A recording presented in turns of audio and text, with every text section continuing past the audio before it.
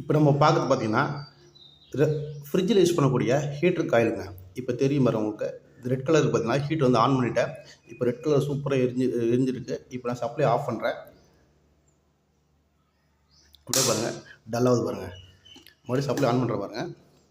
இந்த heater coil பார்த்தீங்கன்னா, 130 watts வரைக்கும் சூப்பராக வந்து நம்மளுக்கு கிடைக்கும். இது நீங்கள் பழைய கடையில் போயிட்டு ரெ ஃப்ரிட்ஜில் இருக்கக்கூடிய ஹீட்டர் காயிலுக்கு இடம் தருவாங்க. இந்த ஹீட்டர் காயிலாம் பார்த்தீங்கன்னா மேக்ஸிமம் 130 வாட்ஸ் 100லேருந்து 130 வாட்ஸ் இருக்கும். நான் எக்ஸாம்பிள் காட்டுற பாருங்க. இப்போ நான் கிட்ட ஒரு 4 டைப்பான ஹீட்டர் காயில் இருக்குது. இது பார்த்தீங்கன்னா 230 வோல்ட் டைரெக்டாக நீங்கள் யூஸ் பண்ணலாம். நான் கையில் வச்சிருக்க இந்த காயில் 130 வாட்ஸ் உடைய ஒரு ஹீட்டர் காயிலுங்க. இது பக்காவாக லைஃப் வரும். நீங்கள் யாரும் இன்குபேட்டர் யூஸ் பண்ணுறீங்கன்னா இந்த பல்புக்கு பதில் இந்த ஹீட்டர் யூஸ் பண்ணி பாருங்கள், பக்காவாக இருக்கும் ரிசல்ட்டு.